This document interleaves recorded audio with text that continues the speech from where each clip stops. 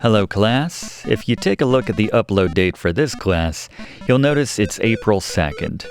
If you saw yesterday's video, you'll know that as a bit of an April Fool's gag, we pretended that Fluff was leaving this channel.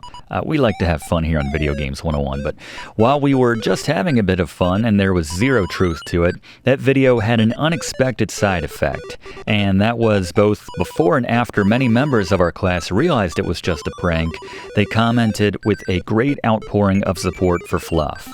On the plus side, it's great to know that a member of our staff is so appreciated. It means a lot to us. On the downside, this has apparently empowered Fluff to renegotiate his contract, and part of the deal was we had to do a class on whatever he wanted today. So let's bring him in now to tell us a bit about what it is we're playing today. Fluff, welcome in. Hey, Professor. You excited to do today's class on Alley Cat? Well, I'm contractually obligated to say yes, even though we were planning on doing the class's winning request from the latest poll, meaning our Dragon Warrior walkthrough, which has been long awaited, but I guess we can push that back a week. Yes, we can. Now do your normal intro like any other class to give this game the respect it deserves. Yeah, you got it. Hello class, and welcome to this Alley Cat walkthrough right here on Video Games 101 by way of Let's Play with Brigands. I'm your instructor, Professor Brigands, and speaking of which, I did play this game on our sister channel, Let's Play with Brigands, over a decade ago, and I'm pretty sure that video still ranks amongst the top results for this game. Have you ever heard of the marketing concept of cannibalization, Fluff? Have you ever heard of the concept of Buttercake being my full-time replacement if I leave? Let's run the intro.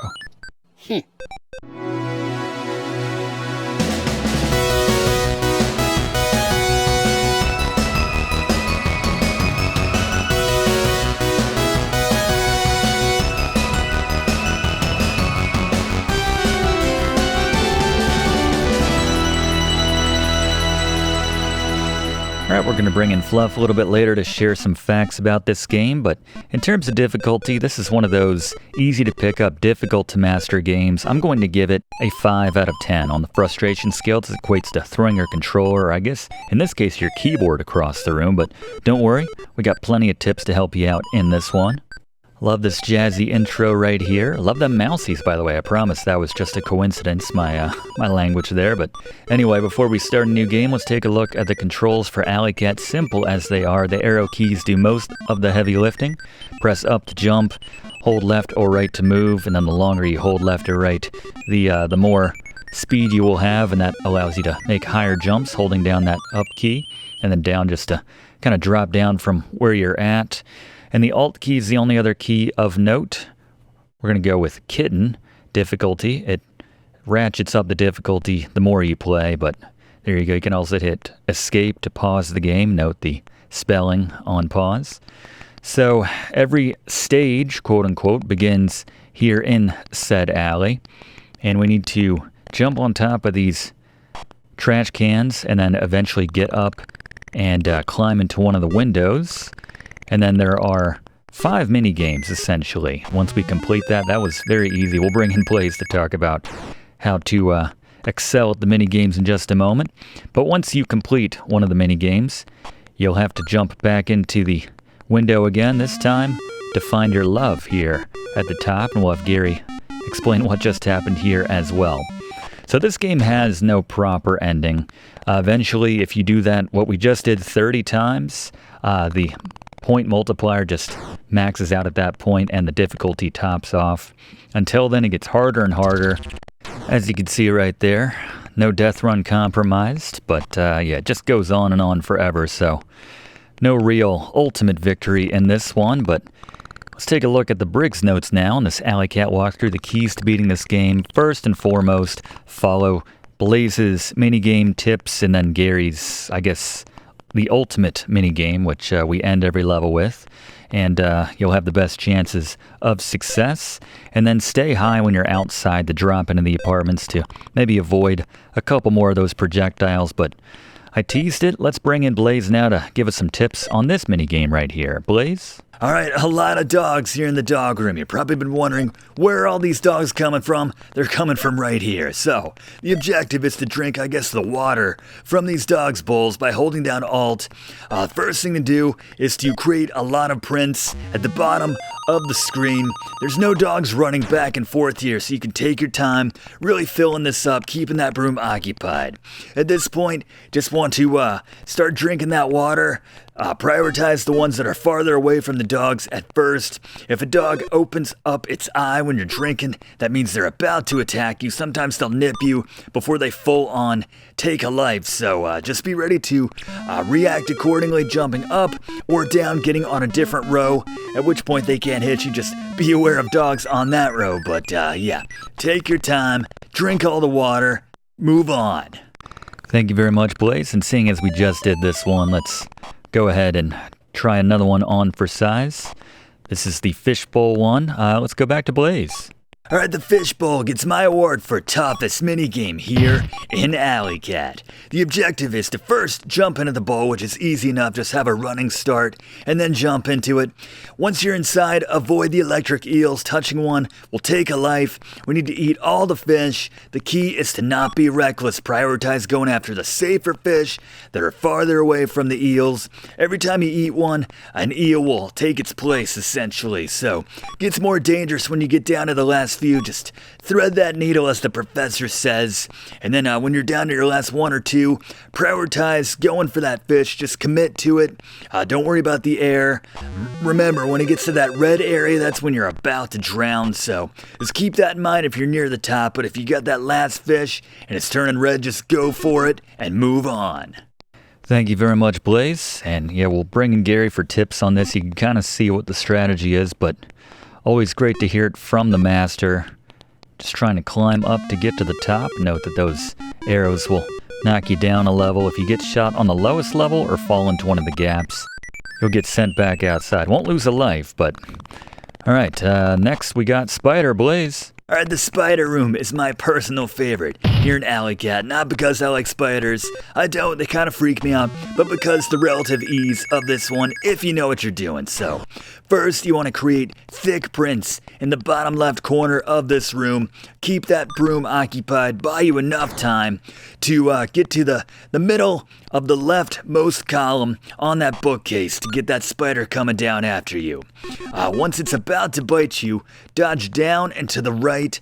The spider will then move back up. It can't move left to right. It can only move left to right when it's at the top. So this buys you enough time generally to jump to the very top and then just do one quick jump or two jumps to grab all three of those flowers. As I said, in one or two clean jumps before that spider gets you. Easy to knock this one out very quickly, get some points, move on. Thank you, Blaze.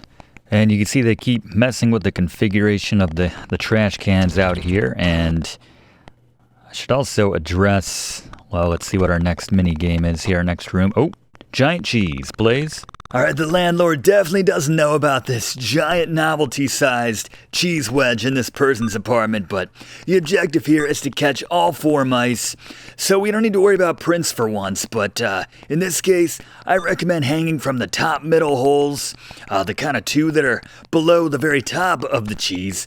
At this point, we can either hit Alt to go through the hole and show up in a different part of the cheese to catch a mouse which is popping out down there, or we can jump up if there's one above us, or dive to the left and right down to catch one which is in those directions. If the broom's coming towards us, we can also hit Alt to just scurry to a different part of that cheese, distract that broom, get them moving in the other direction, and then go back to that central location and be ready to react to catch those 4 mice. Excellent tips there, Blaze, and right into the next one, the last one we haven't seen yet. Blaze? Alright, the birdcage stage. Here the objective is to knock the cage on the ground and then catch the bird. So, first we want a nice concentration of paw prints on the left or right side of the screen, somewhere out of the way of the table, to keep that broom occupied. At this point you probably need to get to high ground to wait out that dog you probably triggered, but once the coast is clear and that broom is preoccupied, you want to jump from the left or right on that table to push that bird cage, and then jump up there again. This should create enough space for you to actually stand on the table. Then you just push it off in that direction. At this point, the bird's flying around. Stay on top of that table, and then wait till the bird is relatively close. Get a running start left or right, and then jump, dive into that bird to catch it. That's your best chance of catching that bird and moving on. Thank you, Blaze. Yes, class, in case you couldn't tell, it takes longer in most cases to explain the tips to the minigames than playing the minigames themselves. I guess hence the term minigames. They really are that short, though. Doing pretty well, though. Every time we do clear a level, quote-unquote, get to that cat at the top, we gain ourselves an extra life. Note the cat that pops out of the garbage cans, which knocks you on the ground, and if you have some bad timing right there, then that can cost you, obviously, as that was just sloppy right there, as the dog makes its moves left and right, triggered more steadily and readily on the later stages, just from you showing up for a second. And it's difficult getting this game to run properly. I'm using DOSBox, essentially, and using a relatively new laptop, too, so still learning the ins and outs and kinks of it all, so...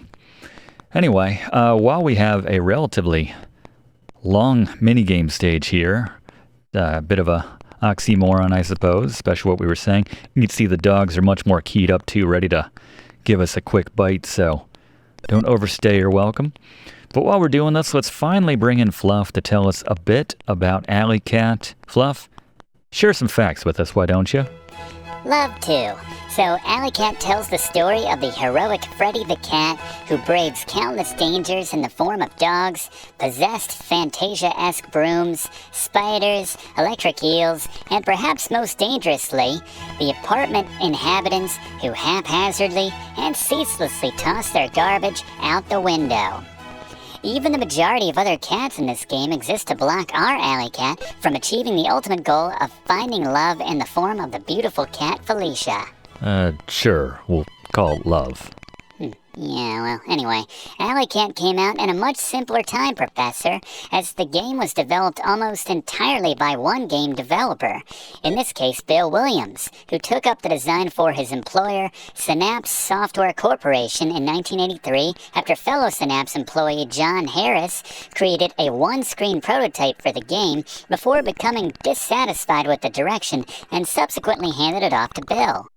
An interesting aside, but John Harris actually worked for the famous adventure game studio Sierra in the early 80s when they were just starting up and focusing on publishing and porting existing popular games to other platforms.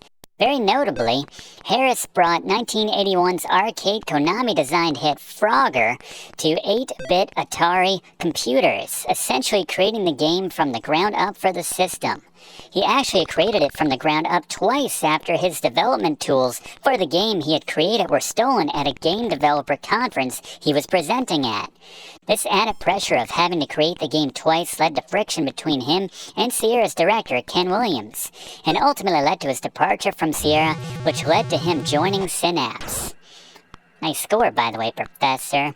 And Professor, what the heck's going on with the windows? Didn't you test this thing before you started rolling? Like I said, Fluff, this was a last-minute thing. Let me try to drop the cycles here in DOSBox. Well, now I can't really move the cat in a responsive way. His name is Freddy! Sorry, Freddy. I can't move Freddy in a responsive way. Let's try to find a sweet spot. I'm sorry, go on. Alright, well, getting back to Bill Williams, he single-handedly created, or was the driving force behind, creating a number of titles for Atari 8-bit computers and the Amiga in the 80s, including Necromancer, Alley Cat, and... what happened to the... You didn't plug in your battery, Professor? Give me a break, Fluff. We're in scramble mode here. You didn't give me a lot of heads up, you know? Hold on, I can... Bet this doesn't happen next week with Dragon Warrior. Anyway, go on. You were talking about Bill's credit list? Yeah, so Necromancer, Alley Cat, Mindwalker, and Knights of the Crystallion. He even worked on the NES version of Monopoly and Bart's Nightmare on the SNES before becoming disillusioned with and leaving the video game industry in the early 90s. As for the developer Synapse, Broderbund, a company I've talked about in other classes we've done, ultimately acquired and shuttered them in 1985. Thank you, Fluff, and apologies again to you for the technical difficulties. Again, you deserve better, as do you, class. Unfortunately, sometimes half the battle with some of these older games is just getting them to work to begin with. That's where a lot of the difficulty derives from. There was a fan-made remake which came out in 2018, I believe, called the Re-Meow Edition. We did that on Let's Play with Brigands as well. Probably be the game to play if you do want to check this very fun game out, I have to say. But yeah, it's out there for free. But anyway, let's bring him in finally to give us tips on getting to the top. Gary? It's Scary Gary's Boss Beaters. Alright, this is the closest thing Alley Cat has to a boss stage, so here's some tips on helping you get to the top. First, you want to avoid the sides, as that's where those Cupid's arrows are coming from, and if they hit you when you're on the bottom row right down there, it'll knock you out. You'll have to go through another mini-game stage to get back here. So watch out for those. You want to aim for straight columns of those red hearts. The less movement you have to make left or right when you're jumping, the better. And lastly, use your present when you pick one up with Alt. I like to use this on the 3rd, 4th, or 5th row from the bottom. Somewhere in that middle area where it can help me, I can have that little breather. Unless there's a cat who's coming right up on you and you're making good progress and you want to hold your position, maybe wait for those arrows to make a bridge for you, then you can use one to get rid of that cat temporarily. But there you go. Those are my tips for getting to the top of this stage. And, well, you know the rest. Thank you very much, Gary. Excellent work today. Excellent work to all my TAs. Great timing considering that was our last life, but there you go. If you haven't already done so, please consider subscribing to enroll in these classes. We do one of these classes every single week in the same spot. Love to have you enrolled. Click that like button too if you don't mind. Really does help us out to make future classes for you. And leave a comment. Do you remember this game? Did you ever even play a game on DOS? We're going way back here in 1984, but that is our time for this week. We'll see you next week in the same spot for next week's class right here on Video Games 101. Thanks for watching, and don't forget to like and comment on this video and click subscribe if you haven't already, as this seriously helps me to keep making great content for you. And check the description of this video to see what song is playing right now.